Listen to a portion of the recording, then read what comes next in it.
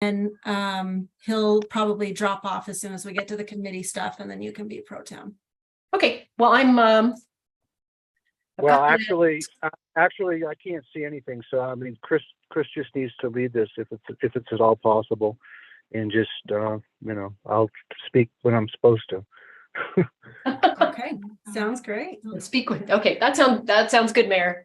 I, All right, I, so I this- have exactly 1/2 bar, and I don't know. I'm sitting on the side of the road, and I don't even dare to try video. So yeah, I'm just gonna hope that I can follow along. Oh, that sounds good. Okay. All right. So this is the work session for the Hideout Utah Town Council. And we are scheduled to go no later than 6 o'clock because our regular meeting will start then.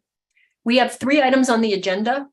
I was told not more than an hour ago that item number 1 has been pulled. That's the presentation to Hideout Town Council and a discussion of the rezone for the Bloom and Hideout development. So we'll be pulling that from the agenda.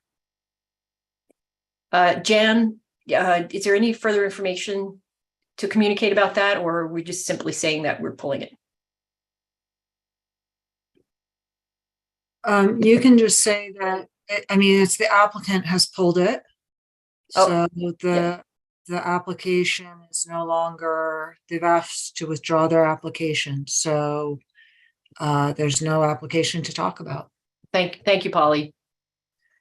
All right, then the second agenda item is a presentation from the Economic Development Committee.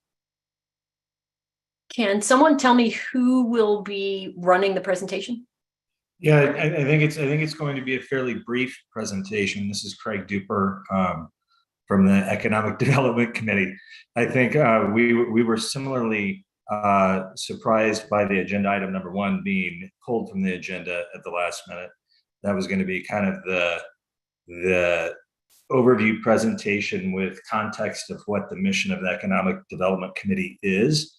But I'm more than happy to spend 5 minutes going over how we view that committee and what we hope to accomplish. Does that make sense?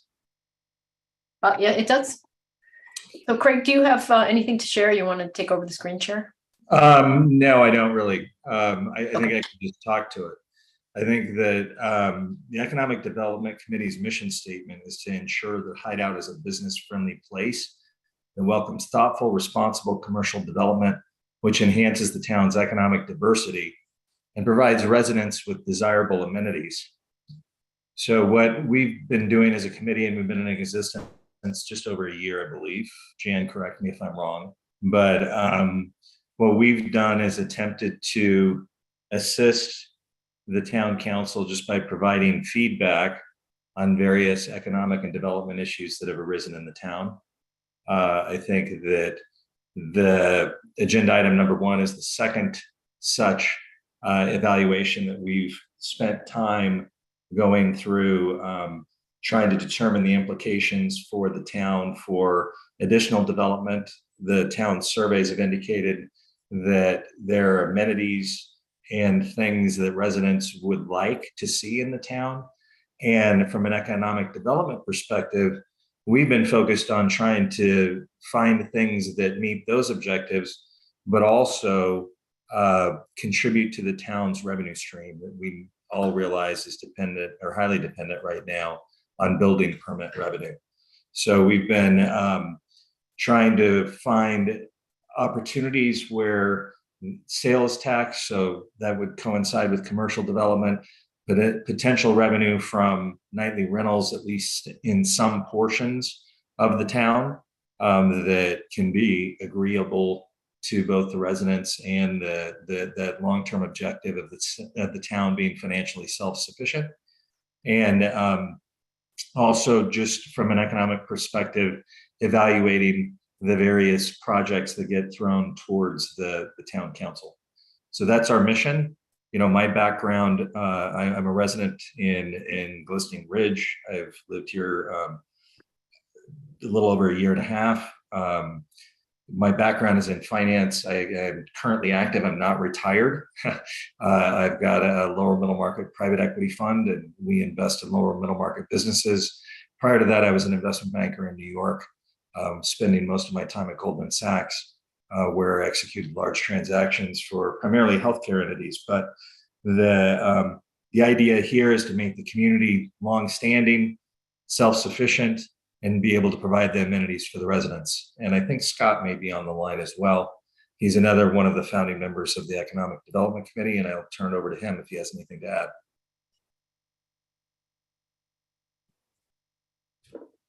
Scott, are you with us? Well, there's an 801 number here that I see. Is that Scott? Scott, is that you? It's muted at the moment. Yeah, you're right. Scott, you may have to push *6 to unmute if that is you. Hey, Craig, while we're waiting for Scott, why don't you mention the other members? Because, you know, we've had a few great participants besides yourself as well. Yeah, yes, we have. So Scott, who is a recent resident, and I'm just getting a note from Scott saying he's unable to join, actually. So there's Scott, Katie Shepley, JD Cronin, and am I missing anybody, Ralph? And Ralph is also on the committee, kind of as our liaison with the town council. And yeah, that was the primary. We've had a few people early on, but you and Scott were, I call, founding members. And we had Keith Marner, if you remember, early on. He had to leave, but you know, you two are the core of the group. So, and Scott's, you said Scott's not able to join, right? Ralph, I just got here. I just got out of the traffic off the 40. Oh, So there we I'm go. on now, Craig. oh, excellent. Yeah, I didn't know if you had gotten out of the traffic or we're still fighting it. So, Yeah, Scott, no, I a just little bit walked about and ran in the door. So thank you. why don't you give a bit about your background and the genesis of your involvement on the committee as well, like I just did, and we'll be good. Okay, I'm Scott Davis. My background is a lot like Craig. I originally worked a few different positions on Wall Street. I was a bond trader and an investment banker. And then I moved over to entrepreneurism, where I had several startups, and then ended up teaching for 5 years at the USC Marshall School of Business and actually Greif in the School of Entrepreneurism, helping entrepreneurs get funding and develop their ideas at the graduate level. And then I sit on a couple foundations over at the University of Colorado at Boulder, and then I do this. And I have a family with 2 kids. Any questions? And you're the creative mind of the group. Hey, did you mention JD as well? I can't remember. Yeah, I did mention JD Cronin. Yes. Okay. Yeah, cool. yeah, there's people like Greg and Craig who tend to do are really good at the analytics. I always said I wasn't really good at the investment banking part. I was good at the pitch. So a lot of my companies or ideas are involved through the entrepreneur end or the marketing side of being involved in different businesses. Like I said, is teaching at USC. Where I did part of my MBA. You didn't teach me though, Scott. I was probably too gray-haired for that. Well, you were probably with the adult learners and I was with the students. I'm not sure. I'm not sure what I did at that point, but yeah, great to hear from you. I'm glad you could join. Thank you. Hi, this is Phil, Mayor. I just wanted to say thanks to the EDC, all you're doing for us. It's great that we have this kind of talent in the community, and it's great that this kind of talent is volunteering their time to help us move ideas forward and see if we can't get out of the ever increasing tax cycle, because we inherit more cost each year and we don't inherit a significant growth in revenue each year. So that's a challenge for us, and we've got to find a different way to get at it. So thanks for all you do. Well, What is our thanks. format on this? Because I'd like to bring up an idea that I had explored off the cuff and I kind of ran through, but I didn't know if we had a format, what you wanted from Craig and I. Well, Scott, we were originally going to present the issue relating to agenda item 1, the Bloom development that we Right. spent a fair amount of time analyzing. That became a moot point just before, so that we didn't have anything really planned to talk about other than what our mission and goals were. Can I bring up a topic that I think that I'd like to throw out there, given the fact is I had a feeling this was going to happen and I did some background research in case this happened on an idea that I think it's actually a very viable idea that's happening across the United States. And I think it's, given our location, it's a viable idea for us, but I don't want to speak out of turn. Yeah, we have time. EDC is on the clock. Okay. We have up until 6 booked, and I don't think the remaining items are going to take the balance of time here. So yeah, I mean, Mayor, I'd like to say that I think we have a time limit. We do have one more item on the agenda. That's residential casita and short-term rental overlay zones. I do think we probably need to spend some time on that. So I don't think Economic Development Committee has the whole remainder. I don't need it. I I just wanted to basically spend 5 No. minutes, Chris. Oh, sorry, just sorry to jump in, just in terms of timing, the casita, the zoning, I think that was just noticed in case we wanted to discuss it in relation to the Bloom project. But those overlay zones and new zoning would come back after the Planning Commission has reviewed them. So So that's dropping off then too, Polly? yes, it is. Okay. So we might. Okay. Do we need a discussion on that or run that through the planning board first, given the scenario? I do think it's important to get a grip on that and move potentially on that as fast as we can. I'm not saying we need, given that 1 and 3 are a little bit more tied together. I do think that we need to at least, if there are any thoughts about it, and we could have 5 minutes on that, maybe that's something that the other council folks might want to at least put 2 cents in before it goes back to the planning board, unless there's anything legally that we shouldn't be doing about that, Polly.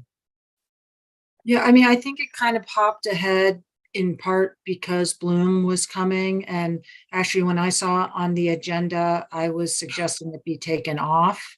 And I think it had just been tacked on just in case we went into discussion about that, just erring on the side of caution as it related to Bloom, because both of those were related to the Bloom project.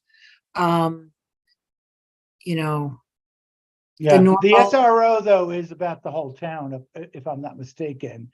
The Yeah, and casita, the casitas are about the whole town too. If we ever come up against or want to have some casitas, so they could roll into our zoning. But in any case, if we don't want to have that conversation tonight, then we should have it. We should keep it on the agenda for, as soon as the planning commission gets done with it, though. Right, yeah, it's scheduled for the Planning Commission this month, those 2 items. So it would probably come to you at your next meeting. Yep, that's the plan, Polly, that it would go before Planning Commission with a favorable or favorable recommendation, come back to council at the next meeting. Yep. Yeah, I would agree. Let's not talk about it tonight. Let's let it go through the normal process, public hearing at the Planning Commission, properly noticed, etc. So, okay, I'm good striking the 3rd agenda item. Okay, so can we go back to the EDC then, and we can open up the floor then for some discussion. Scott, I think you had something. Yes. So, and I'm happy to have you because I think it's really important. A lot of times we do things in our own committees, just like you guys do. So in looking at some of the things in the revenue is that, and I talked to Jonathan in the planning committee, and I think this is brought up to Jan and also Greg, is that what I realize is we have those 10 acres down by Ross Creek, and as we've been looking at this, and Craig and everybody's brought up the fact that we need revenue sooner than later, and we're looking for a developer, and we're looking for a restaurant, and we're looking for that commercial space.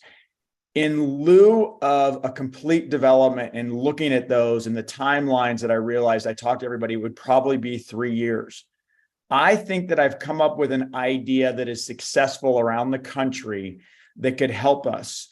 And what that would be is, because we already have a public works, is that we could work on that land and level it out, even with crushed rock and things. And I believe that we could bring in food trucks with different themes. They're doing it in Cleveland, they do it in Harriman, they do it in different places. I understand that it's not just our citizens, but it would be the use Lakeage during the more busy months. And what I'm looking at is that we bring in 4 or 5 different food vendors, create theme nights, maybe some acoustic music.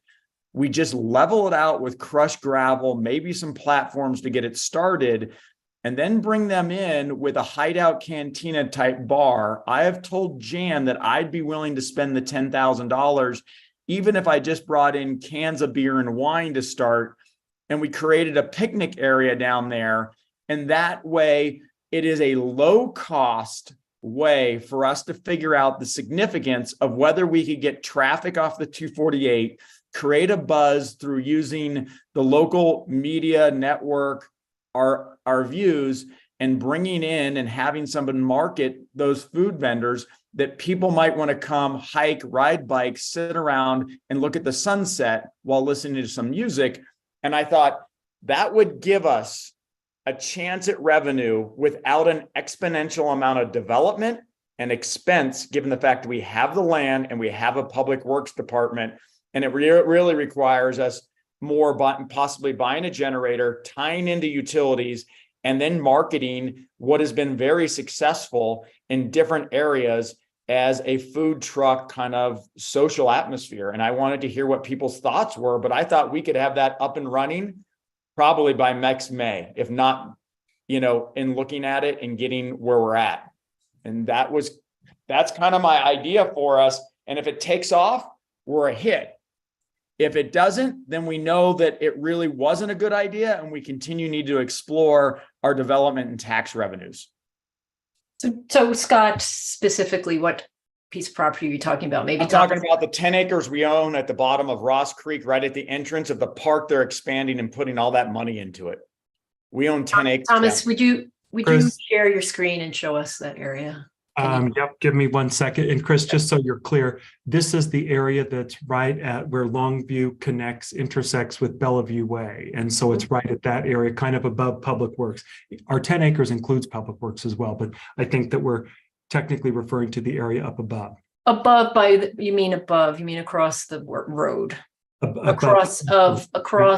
No, Shoreline. it's on the downhill side of 248, right at the entrance to the Ross Creek.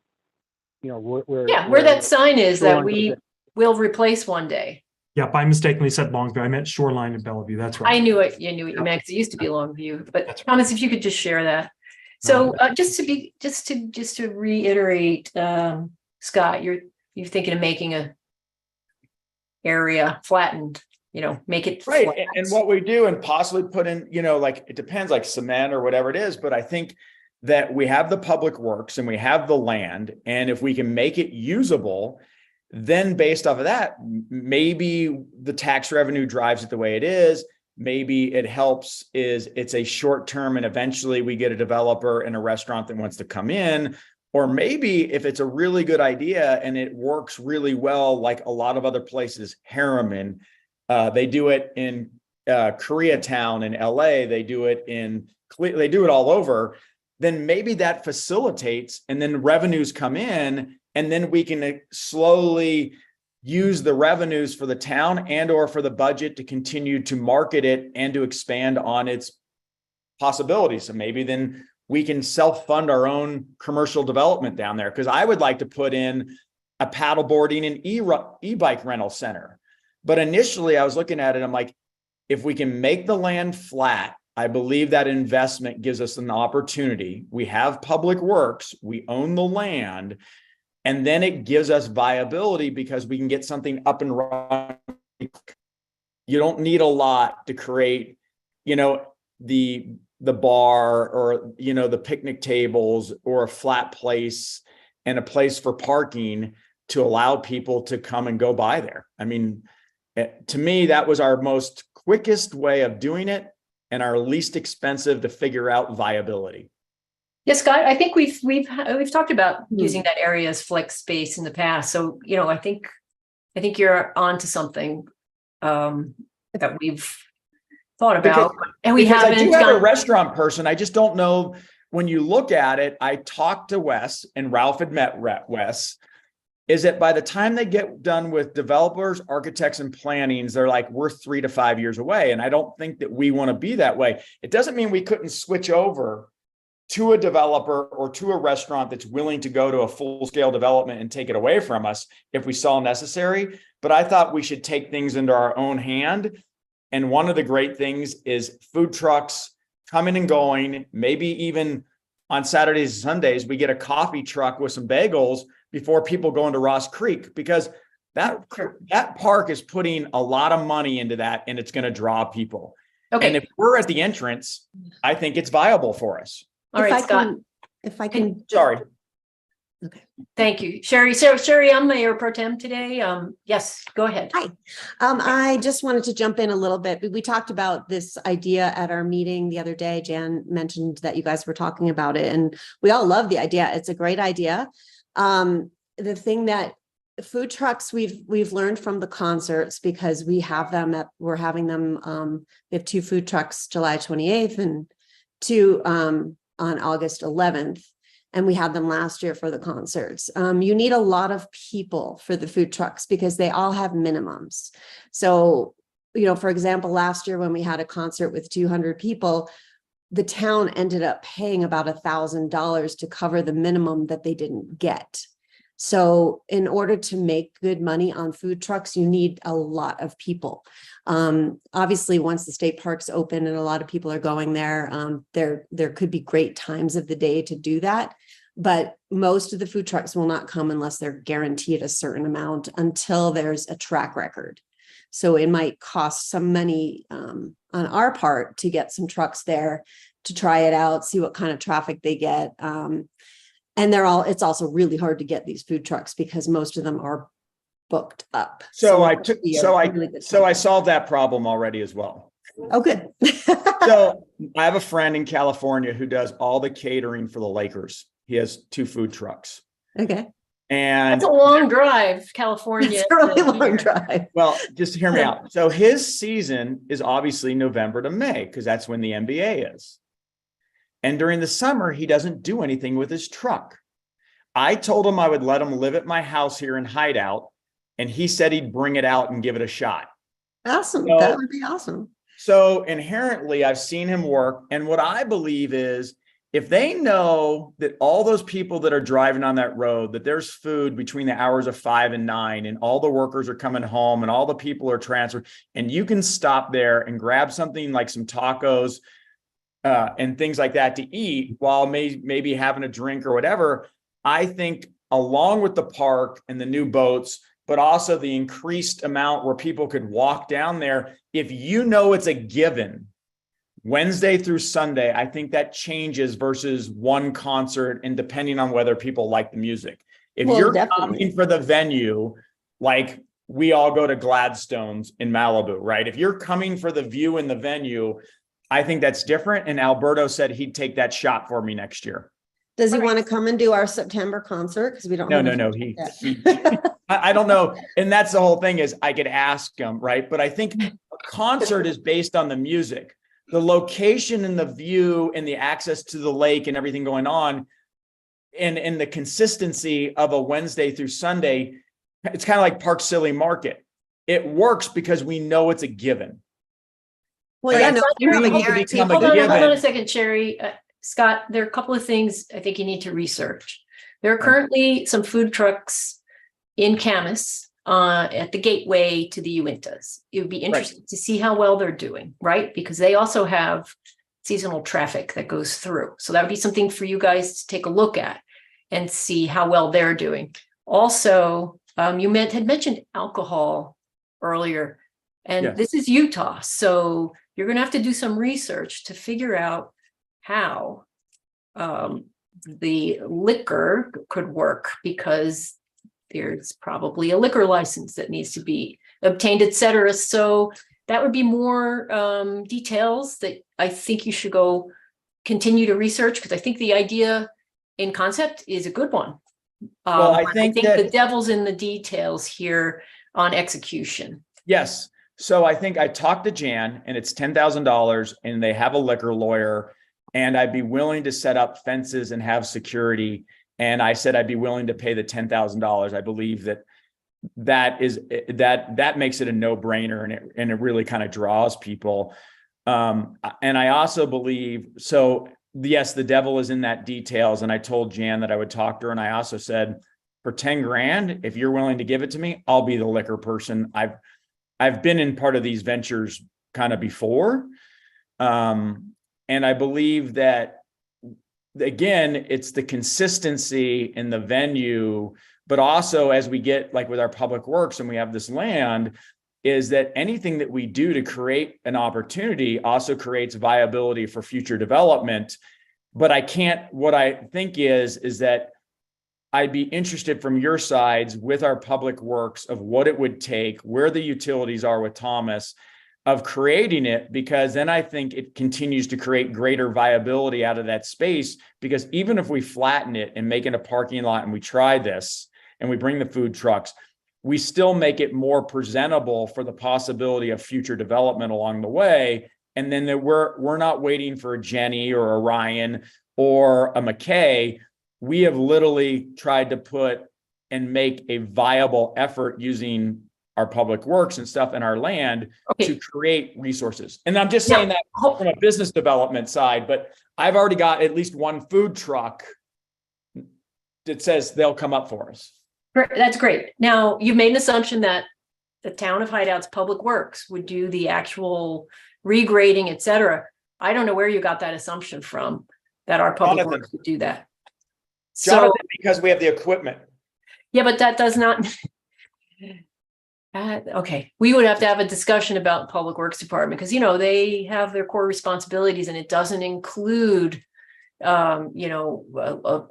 leveling and doing grading work, et cetera. So I think the Economic Development Committee should also investigate, the expenses that we could be incurring. And then I don't think it's a safe assumption that our Public Works Department is going to do that work. I think we might send it out for bid as a town to see who, put an RFP out to see who can do that work. But you cannot assume that our Public Works is going to do that.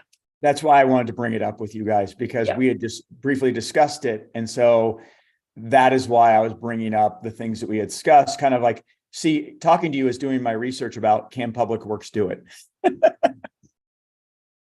Whether they can or not, should they do it, this is not what Public Works is here to do, right? This is an interesting idea in the incubator business, and it's how businesses come into fruition. Chris, I think you're right. We have some work to do. We started doing research on alcohol licenses when we were looking at the music venue. So we've already jumped into that, and I think we continue to do some of the due diligence, but I think it's a fabulous idea for just getting some incubator happening in town. Getting some feedback. Go ahead, Ralph.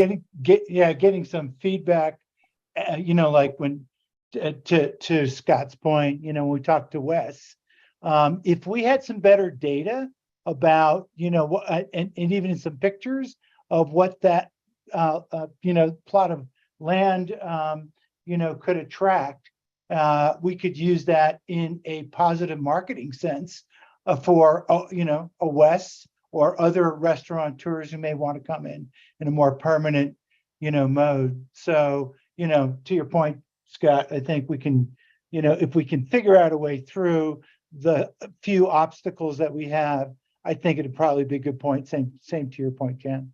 And- But we, and Chris, you're probably right.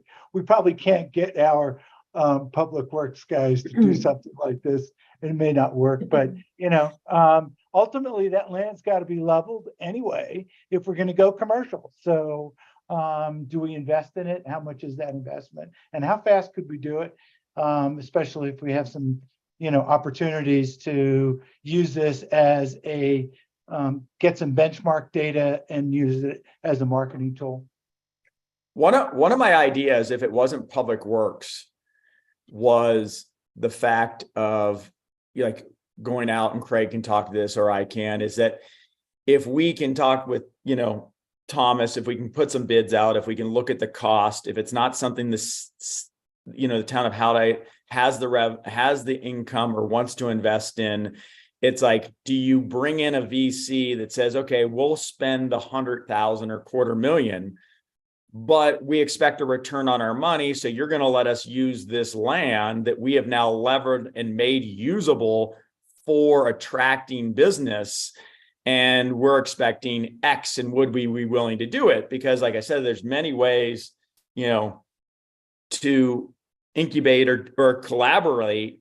But to me, this was the fastest and best way to figure out whether we were going to see results of what the pool would be relative to using 248 and all the homes in the community surrounding us. Now, I will add to this committee, I work at Tuahay, and I get asked every day, when is the Hideout Cantina and when's the food coming?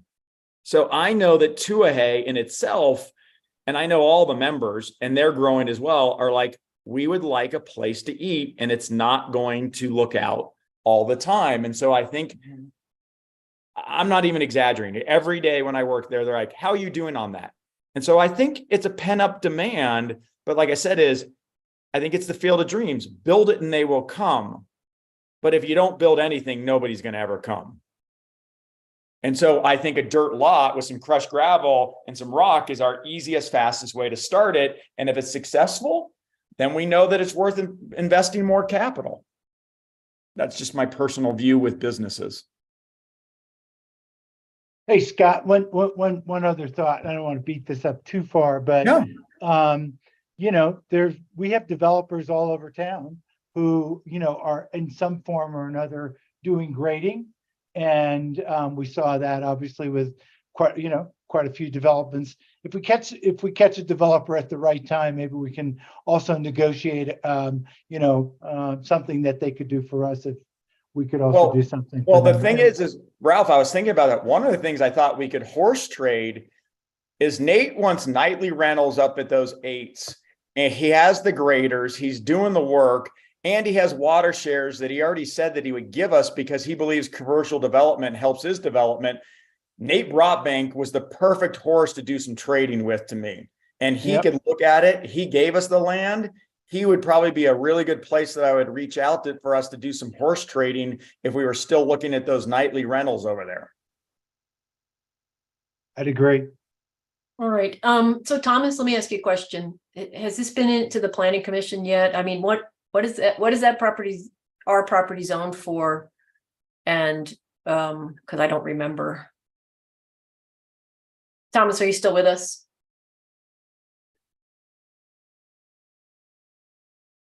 Okay. Sorry, he dropped off and now he's jumping back on, but just so you know, Chris, Mayor's got his hand up. Oh, is that who it is? Mayor's got his hand up? Okay, Yeah. sorry. 419 area code. Mayor, do you know how to unmute? Yeah, I know how to unmute. Okay. Just a couple things. I mean, we're listening to interesting concepts. Okay, I think the EDC is looking for some feedback, saying, in principle, do you kind of like the idea? Do you think it's a clever way to get started? If so, then we'll go do some more homework. If you're going to poo-poo it on the spot and think it's not worth investigating, then tell us that so we won't do the work. So I think that's all they're really looking for tonight, if I'm reading Scott right. Yes. The second thing I wanted to say was, I have been approached by outdoor vendors who have trailers that they bring to sites when there are events and so forth, and they have expressed an interest in doing something at the Ross Creek entrance if we could provide some kind of infrastructure, power, water, and then we have to figure out at some point. I don't know that we can get away with porta potties forever. We have to figure out if we have to put a vault toilet in or plumbing or what on that piece. But these guys are. I've had a coffee shop. I've had an e-bike guy talk to me. I've got a sup guy. So I mean, there are people who want to be where we have land. So I think it adds credibility to the concept. And these guys have portable, just like food trucks. They have portable stores, if you will, that could be used. So I think at this point we're more about, do we want to give the guys in the EDC, the people in the EDC, go ahead to say, do some more homework.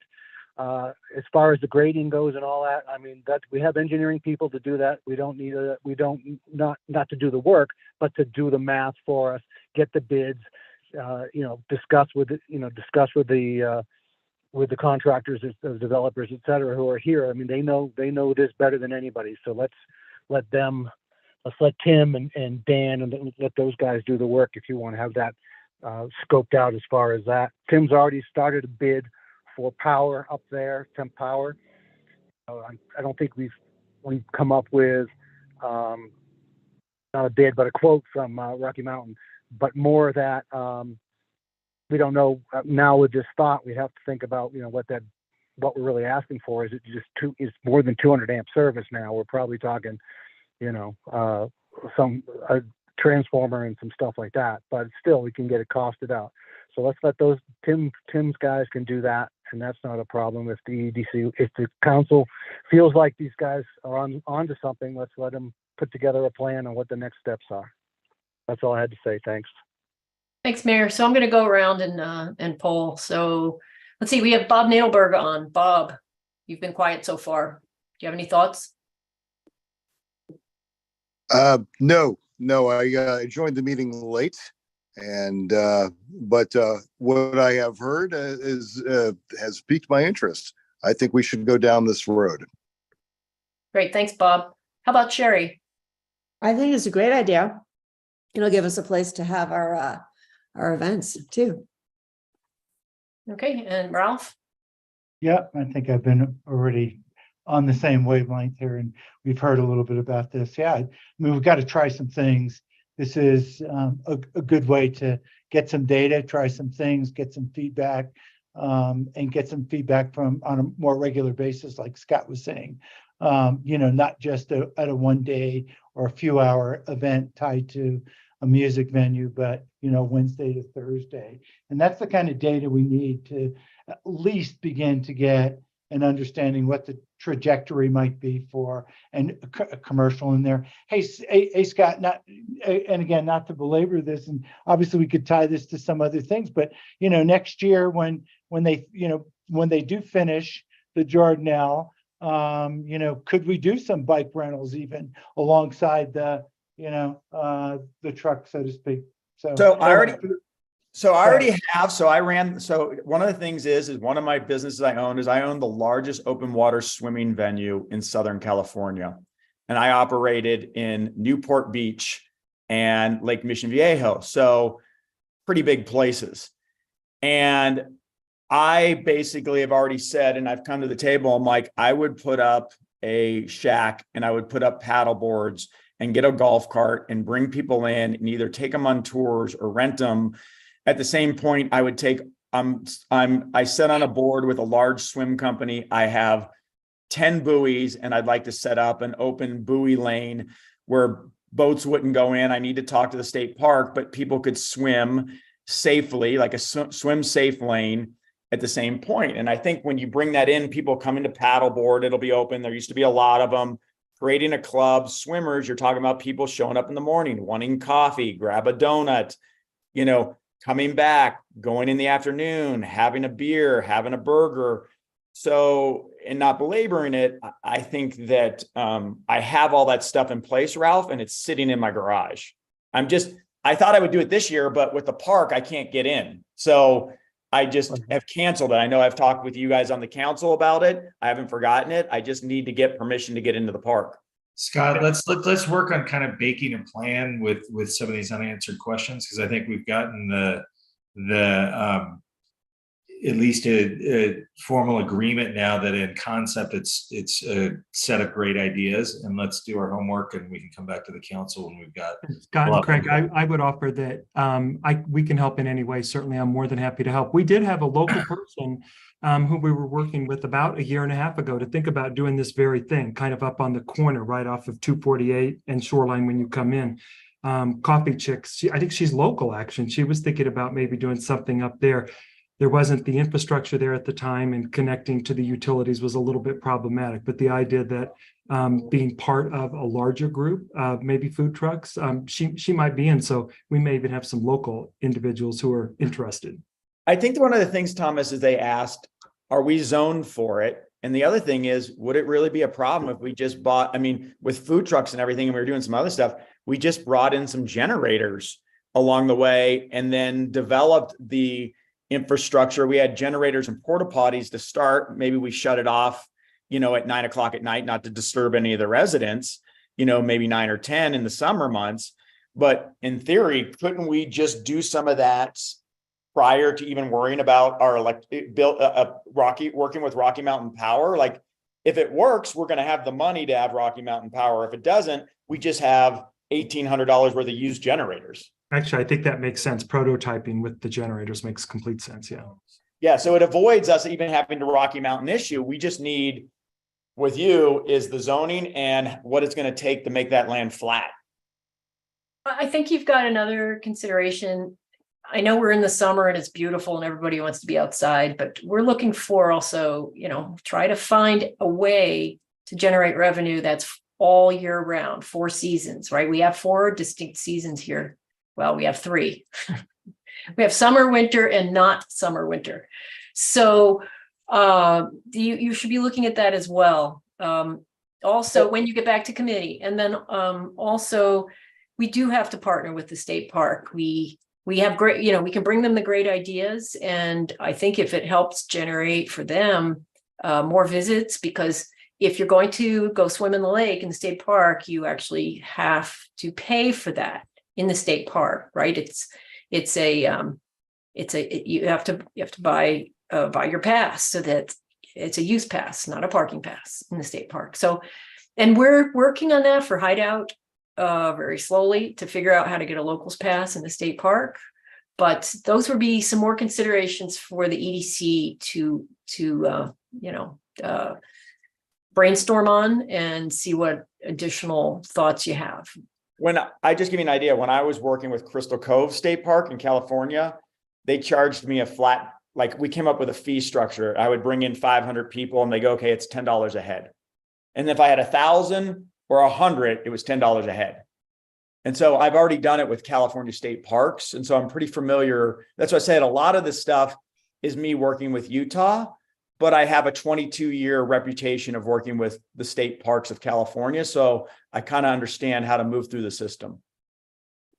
I did it for, I had my triathlon and swim business for 22 years. Let me just give you a little, I'm from out of state also. Yeah. Scott, you need to work with Utah the way Utah needs to be worked with. I mean, it's great, fantastic that you have this experience in California. You're going to find California is a vibrant swim community. We don't have that here in Utah. We have a vibrant ski community. We have a vibrant biking community. It's different. California is quite different. And I don't know that, I think you just have to learn the way you need to work with the state of Utah, with with entities that are part of the state of Utah. And I just giving you a little bit of advice here. It's different.